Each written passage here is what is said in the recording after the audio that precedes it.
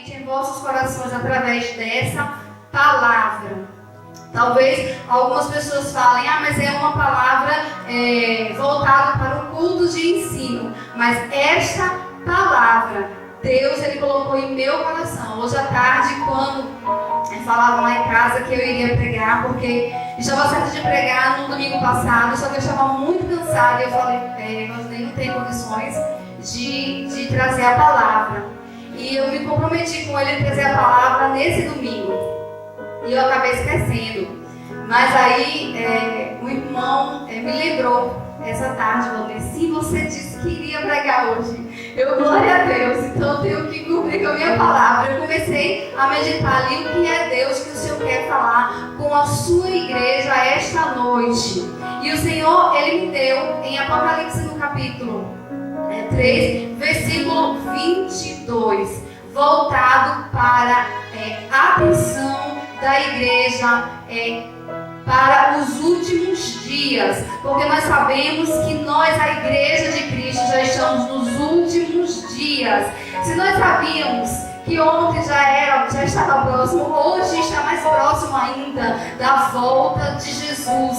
E isso nós temos que saborear, e isso nós temos que pedir ao Senhor para santificar, porque se Ele não voltar hoje, amanhã estará mais próximo da volta dEle, e nós temos que estar santificados, nós devemos o quê? Procurar estar na presença do Senhor, buscar a presença dEle, para que Ele venha sim nos arrebatar. Então Apocalipse capítulo 3, versículo 22 diz assim: quem tem ouvidos, ouça o que o Espírito diz às igrejas. E aí o Senhor ele falava profundamente no meu coração, porque nesses últimos dias o Espírito Santo está falando conosco para prestarmos atenção nos sinais, naquilo que Ele está trazendo para a nossa humanidade. Porque nós sabemos que tudo que está acontecendo, essa parada que está acontecendo, o Senhor nos dá um alerta, o alerta para a igreja, o alerta que nós devemos estar atentos e vigilantes para a volta do Senhor. Irmãos, o Senhor ele mostrava sobre o texto das 7 cartas da igreja que ele entregava na Ásia Menor. Então ele chegava ali, ele chegou em Patmos, João estava em Patmos e ele entrega a revelação que seria o livro de Apocalipse. Mas o que me chama a atenção é o texto onde ele traz para a igreja algumas coisas que ele queria falar com a igreja naquela época e conosco também nessa época em que nós estamos vivendo. Então eu quero falar baseado em 5 características do cristão nos últimos dias e 2 características da igreja de Cristo nos últimos dias.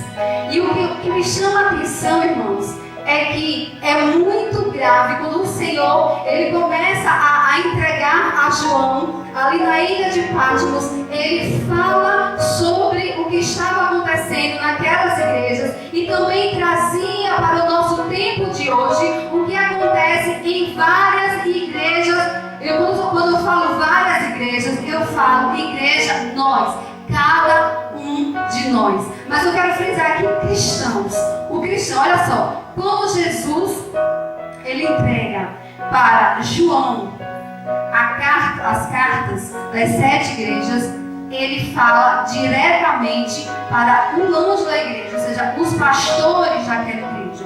E o que ele deixa bem claro ali é que naquelas igrejas, quando ele fala, naquelas igrejas existiam pessoas que eram fiéis, mas também naquela igreja existiam coisas que ele não estavam se agradando. E eram coisas que pessoas estavam fazendo naquele determinado tempo que ele não se agradava. Então eu quero destacar algo aqui sobre a primeira característica, que é a perda do amor, que era na igreja de Éfeso. É muito importante lembrar que a igreja de Éfeso, ele tinha obra, ela tinha fé, mas algo que estava faltando na igreja de Éfeso era o primeiro amor. Mas como assim o primeiro amor? E eu estava lendo um comentário bíblico que falava que esse primeiro amor, quando Jesus ele fala na carta, ele está falando como se fosse em noites de núpcias. Porque quando nós estamos em noite de núpcias,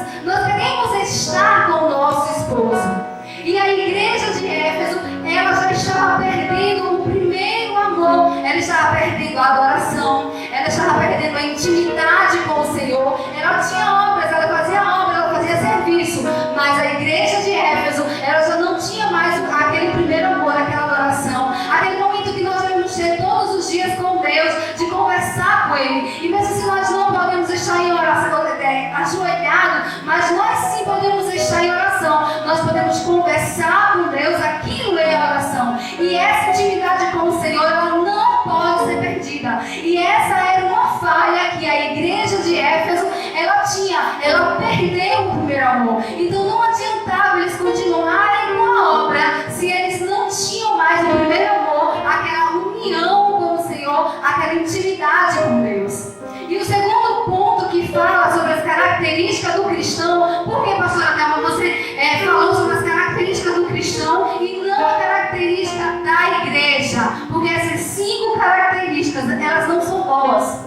E nós sabemos que no nosso meio, seja aqui, seja na internet, seja onde for, que essa palavra estiver chegando, existem muitas pessoas que se dizem assim, ó, eu sou cristão, mas que realmente não seguem a vontade do Senhor. Não, dizem que são cristãos, mas fazem coisas que o Senhor não se agrada. E isso, quando ele entrega para João o que ele queria falar para a igreja, ele quer dizer para nós, no tempo de hoje, a importância de estarmos e seguirmos fielmente a palavra e a vontade dele. O segundo ponto que fala sobre o cristão dos últimos dias é o comprometimento que eles têm com o pecado. O Senhor me fala que quando ele entrega a carta para Pérgamo, ele fala que existia lá em Pérgamo algo que ele não se agradava, que era Balaão, que ensinava a Balaque, preste atenção, a Balaão que ensinava a Balaque como o povo de Israel deveria se prostituir espiritualmente. Porque essa palavra é voltada para o lado espiritual. Antigamente, lá na igreja da Ásia, existia muitos templos de deuses pagãos. E isso era uma preocupação muito grande. Porque até dentro da própria igreja, lá em Pérgamo, existiam pessoas que estavam ensinando o não tem nada a ver. Né? Existem pessoas que falam para a gente assim, isso não é pecado, isso não tem nada a ver. Então lá na igreja de Pérgamo tinha essa pessoa que se parecia com Balaão, porque ensinava Balaque como o povo de Israel deveria tropeçar. E algo muito interessante que eu quero ler aqui com os irmãos é que ele fala o seguinte, olha só, em Apocalipse no capítulo 2, no versículo 14, diz assim, mas umas poucas coisas tenho contra ti, porque segue a doutrina de Balaão, porque o qual ensinava Balaque a falar tropeços diante dos filhos de Israel, para que comessem dos sacrifícios da idolatria e se prostituíssem. Vale destacar que antigamente, lá na Ásia Menor, como eu falei, esses templos existiam, e como aquela religião era do governo, as pessoas que não fossem no templo comer os sacrifícios entregues aos ídolos daquela nação, se não fossem para lá, eles não eram aceitos em serviços públicos. Então a igreja daquele lugar, eles tinham que perseverar na fé, eles tinham que ser fiéis na fé, porque se eles fossem para aquele templo e comessem dos sacrifícios, entreguem aqueles ídolos, eles estavam se prostituindo espiritualmente. E algo me chama a atenção que no terceiro ponto, que é o envolvimento com as heresias, que é na carta de Tiatira, o Senhor ele deixa claro que tanto o homem quanto a mulher tem que prestar atenção e seguir fielmente as Escrituras Sagradas. Sabe por quê? Porque no terceiro ponto, aonde tem o envolvimento com a heresia, que é da igreja de Tiatira, eles aceitavam o espírito de Jezabel nessa igreja. E olha só que eles faziam a mesma coisa. O que o homem fazia lá na igreja de Pérgamo, que era colocar tropeços para que o Senhor se retirasse da igreja, que era colocando, dizendo, não tem nada não, você pode comer dos sacrifícios entregues aos ídolos, você pode se prostituir espiritualmente, porque a prostituição espiritual é ter outros deuses além do Senhor. Então eles falavam assim, não tem problema. Então na igreja de Tiatira também acontecia a mesma coisa. Porque quando nós falamos sobre Jezabel, nós só não falamos por causa de maquiagem, por causa de brinco, ou por causa de peças de roupas, usos e costumes. Mas Jezabel vai muito mais além do que usos e costumes. Jezabel era esposa de um rei, que era a primeira sacerdotisa de Aserá, e ela se prostituía no templo de Aserá e ensinava também ao povo de Israel a se prostituir. Ela não era do povo de Israel, ela era fenícia, mas ela ensinava o povo de Israel, porque o marido dela era o rei, e aí ela tinha toda a autoridade de quê? De ensinar ao povo de Israel a prostituição espiritual. Então naquela época não só o homem entregava e mostrava a alguns homens que estavam infiltrados dentro da igreja, que ensinavam o povo a se prostituir e comer dos sacrifícios da idolatria, como na igreja de Tiatira também tinha essa profetisa que ensinava o povo também a comer dos sacrifícios e a se prostituírem espiritualmente. E aí assim, eu abro um parênteses, olhe como há a necessidade de continuarmos e sermos fiéis às Escrituras Sagradas e provar as pessoas, provar as profecias, provar realmente se o Senhor está diante daqueles que apresentam a palavra do Senhor. O quarto ponto, irmãos, ele fala sobre a parte que diz que tem aparência de que vive, mas está morto. Isso é muito sério, porque quando eu começava a ler, eu perguntava, meu Deus, como é algo que parece, como é terrível, porque é algo que parece o quê? Um cordeiro, ou seja, um lobo em pele, um lobo em pele de cordeiro. Então assim, por fora parece ter vida, mas por dentro está oco. E isso demonstra que também é a falta de Deus, é a falta da presença do Espírito Santo na vida dessas pessoas. Então assim, irmãos, nós devemos ter muito cuidado, porque o Senhor, Ele diz para nós que Ele diz na palavra dele, nas cartas entregues para a igreja da Ásia, Ele diz assim, se você se arrepender, se você se voltar, e aí Ele começa a dizer todos os galardões que Ele vai entregar. E isso é maravilhoso, porque quando o Senhor, Ele chega no momento de dizer, olha só, eu estou entregando isso para vocês, mas eu quero assim, que haja mudança, eu quero que haja transformação, porque se eu estou entregando algo que eu não me agrado, é porque eu quero que você faça diferente, para que eu possa entregar os meus galardões, para que eu possa entregar aquilo que eu desejo entregar para vocês. O quinto ponto, irmãos, eu estou correndo porque as horas não nos esperam. O pastor Valdir disse que anda até 9 horas, já é 9h10. Então, assim, o quinto ponto fala assim, as pessoas que são ricas materialmente, mas que são pobres espiritualmente. E aí eu comecei a meditar sobre essa situação, porque pessoas que dizem, eu não tenho falta de nada, eu tenho tudo o que quero e eu não necessito necessito de nada, mas sempre nós iremos necessitar do Senhor.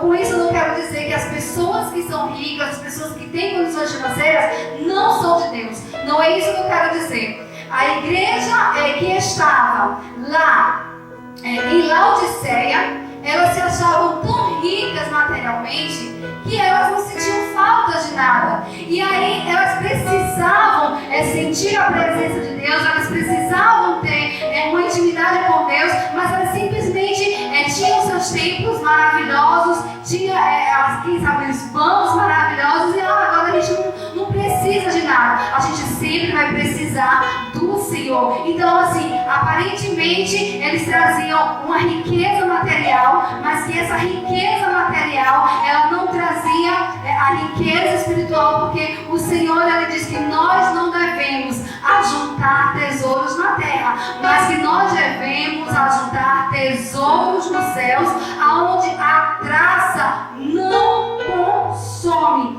Agora, olha só, irmãos, os outros dois pontos que é maravilhoso de falar, que é a característica da igreja dos últimos dias. Observe que eu falei os 5 pontos que falava dos cristãos dos últimos dias, e é algo que não é agradável de se ouvir, não é algo bom de se ouvir, porque quando a gente começa a expressar algo que a gente pode ter falhado em alguma coisa, pode ter pecado em alguma coisa, existem pessoas que não aceitam que a gente venha falar, mas assim, o Senhor, ele está falando conosco, comigo, com vocês, com o pessoal da internet. O Senhor, ele está falando porque já estamos nos últimos dias da igreja dele na face da terra, e é uma necessidade que venhamos todos os dias nos santificarmos na presença do Senhor, que possamos observar esses pontos dos cristãos dos últimos tempos, dos últimos dias,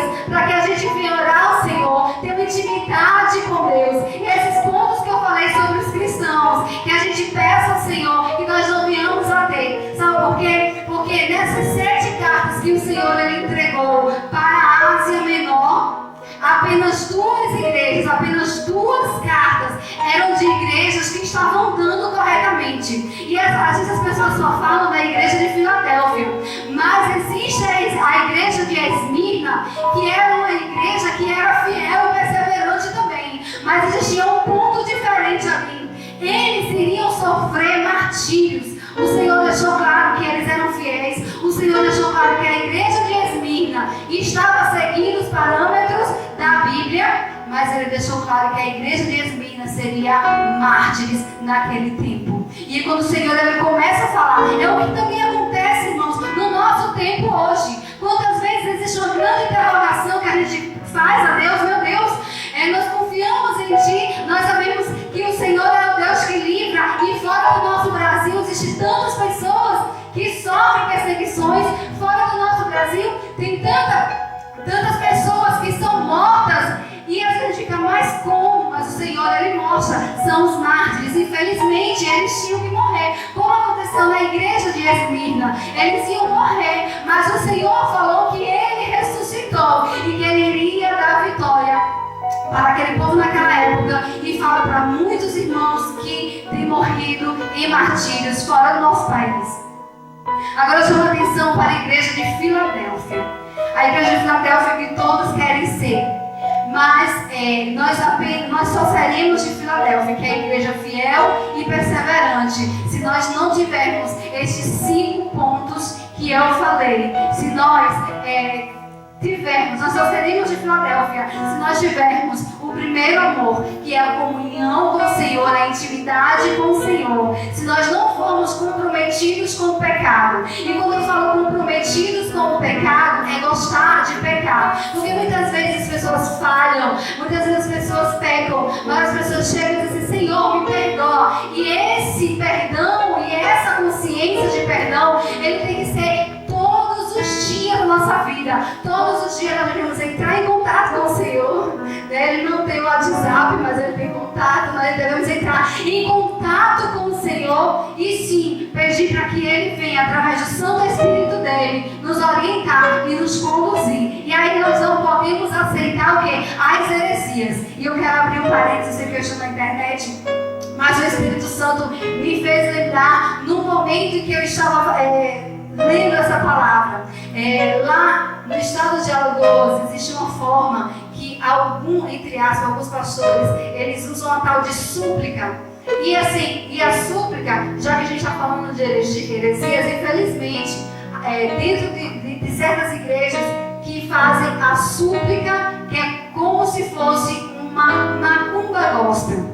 Me perdoe se estiver alguém que faz a súplica, que algumas pessoas de igrejas que dizem neopentecostais lá, que fazem a súplica. As pessoas vão lá, se consultam com, entre aspas, não é pastor, mas se intitula de pastor. Chega lá na igreja, estou falando isso porque é uma heresia.